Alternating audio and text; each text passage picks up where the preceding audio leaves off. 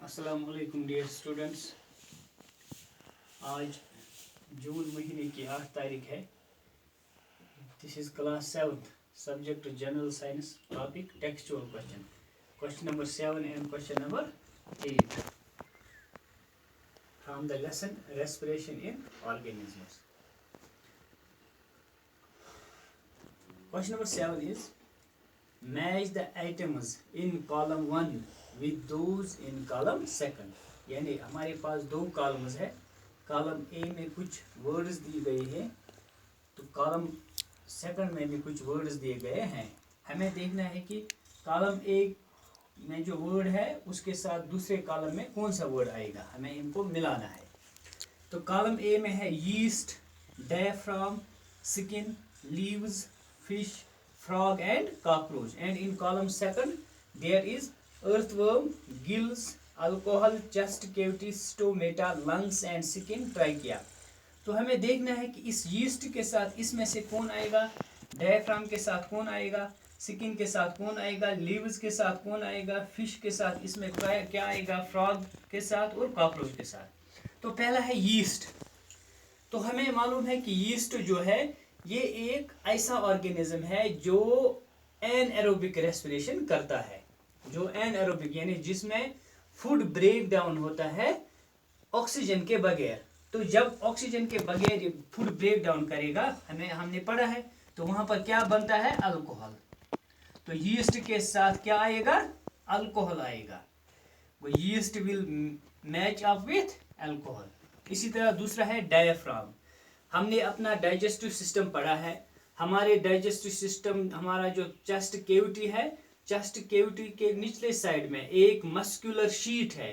उस muscular sheet को हम कहते हैं डायफ्राम। वो ये जो डायफ्राम है ये कहाँ पर है, ये हमारी चेस्ट केविटी में है। तो हम इसके साथ चेस्ट केविटी लगाएंगे। डायफ्राम के साथ क्या आएगा, चेस्ट केविटी। इसी तरह हमारे पास तीसरा है स्किन। हमने ये भी पढ़ा है कि क्योंकि हम रेस्पिरेशन वाला चैप्टर पढ़ रहे हैं, तो हमने ये भी पढ़ा है कि स्किन जो है ये एक रेस्पिरेटरी ऑर्गन है। ये एक रेस्पिरेटरी ऑर्गन है। किस ऑर्गेनिज्म में ये रेस्पिरेटरी ऑर्गन है वो भी हमने पढ़ा, ये अर्थवर्म है। वो skin is a respiratory organ of earthworm. इसी तरह हमारे पास डी पार्ट है लीव्स। तो लीव्स में छोटे छोटे पोर्स होते हैं, तो क्या आएगा, stomata. Those are called stomata.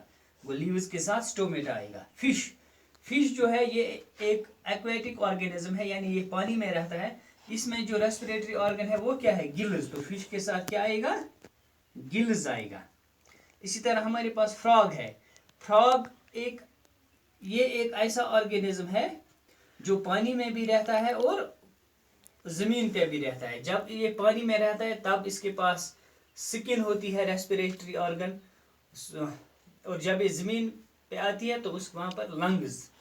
तो frog has both skin as well as lungs for their respiration. तो कॉकरोच में क्या है, वो ट्यूब्स है जिनको हम ट्राइकिया कहते हैं। तो कॉकरोच के साथ आएगा ट्राइकिया। तो अब हम यीस्ट के साथ alcohol, diaphragm, chest cavity, skin, earthworm, leaves, stomata, fish, gills, frog, lungs and skin, cockroach, trachea. तो ये हमारा था क्वेश्चन नंबर 7। इसी तरह हमारे पास क्वेश्चन नंबर 7। अब हमारे पास क्वेश्चन नंबर 8 है। क्वेश्चन नंबर 8 जो है, हमारे सामने कुछ एक्सप्रेशंस दी गई है, हमारे पास कुछ सेंटेंसेस दिए गए हैं। तो इन सेंटेंसेस को देख के हमें ये बताना है कि इसमें ट्रू किसके साथ आएगा और फॉल्स किसके साथ आएगा। Mark T if the statement is true and F if the statement is false। Number 1, during heavy exercise the breathing rate of a person slows down। पहला जो एक्सप्रेशन है ये बता रहा है कि जब हम कोई हैवी एक्सरसाइज करेंगे, कोई हैवी काम करेंगे, तो उस टाइम हमारी जो ब्रीदिंग रेट है वो स्लो हो जाती है, कम हो जाती है। तो क्या बासान यम साथ इसका हैवी एक्सरसाइज आसो करा तम साथ सी ब्रीदिंग रेट अप गसा कि डाउन गसा अप, तिक तम साथ सानी बॉडी आसान ज्यादा खुद ज्यादा एनर्जी जरूरत, इसलिए ज्यादा खुद ज्यादा ऑक्सीजन निवान। गो सी ब्रीदिंग रेट से तम साथ इनक्रीज गसान न कि डिक्रीज, मगर यह वन सा स्लो डाउन गसान। गो यहाँ पर हम फॉल्स को टिक मारेंगे। गो पहली स्टेटमेंट क्या है, फॉल्स। हम किसको टिक मारेंगे? फॉल्स को। इसी तरह हमारे पास दूसरी स्टेटमेंट है, plants carry out the photosynthesis only during the day and respiration only at night. दपा युस हसा प्लांट आसान छ, यह हसा रेस्पिरेशन फोटोसिंथेसिस करा सिर्फ दोहले, मगर रेस्पिरेशन हसा करा सिर्फ रातले। क्या यह पुज? अगर इस गॉडनिकस पार्ट्स को वुचो, plants carry out the photosynthesis only during the day, यहाँ चा ठीक तिकाज फोटोसिंथेसिस खतर छ सनलाइट हुंद आसन जरूरी। फोटोसिंथेसिस खतर छ सनलाइट आसन जरूरी, क्योंकि दोहलिस छ आसान सनलाइट, गो दोहलिस प्लांट फोटोसिंथेसिस करा, रातले छ आसान सनलाइट की, गो रातले छ फोटोसिंथेसिस करा के। मगर युस ये दोयम पार्ट छ इमुक रेस्पिरेशन, रेस्पिरेशन छ कंटिन्यूअसली करा, चाहे दुहुल अस्तन या रातुल अस्तन। गो तेल अगर सरसी स्टेटमेंट्स कुन वनो तेल ये गलत स्टेटमेंट। अगर इतु आसे plants carry out the photosynthesis only during the day, तेल ओस ठीक।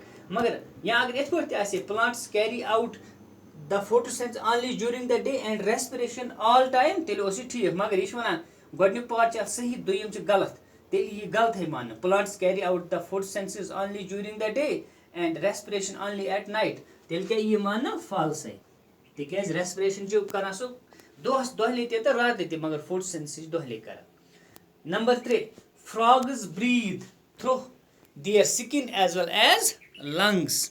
यम हसा frogs आसान छ, मी आसान छ, मेंढक आसान छ, तुम हसा छ दोनों ऑर्गनों जरिए रेस्पिरेशन करा, शाह निवान तो त्रावा स्किन ते लंग्स ते, तिकाज यह पोर हेर कन ते। फ्रॉग हसा सो अख ऑर्गेनिज्म युस जमीनस पे ति रोजान तो आबस पे रोजान, आबस मन छ स्किन अमिस रेस्पिरेटरी ऑर्गन, तो यम साथ जमीनस पे ई तम साथ क्या अमिस रेस्पिरेटरी ऑर्गन लंग्स। गो तेल यह पुज वन, frogs breathe through their skin as well as their lung, गो तेल दिमो टीस टिक, ट्रूज दिमो टिक। इसी तरह हमारे पास चौथा है, the size of chest cavity increases during inhalation. यम साथ शाह अंदर निवान तम साथ सो चेस्ट कैविटी सह बढ़ा, बिल्कुल बढ़ा। तिकाज सो पोर ओतर कि सन रिब्स हसा अप एंड आउटवर्ड्स नेरान, डायफ्राम हसा बोन कुन वसान, तो सन चेस्ट कैविटी हसा इनक्रीज गसान तम साथ। गो तेल पुज वन, the size of the chest cavity increases during inhalation, गो टी।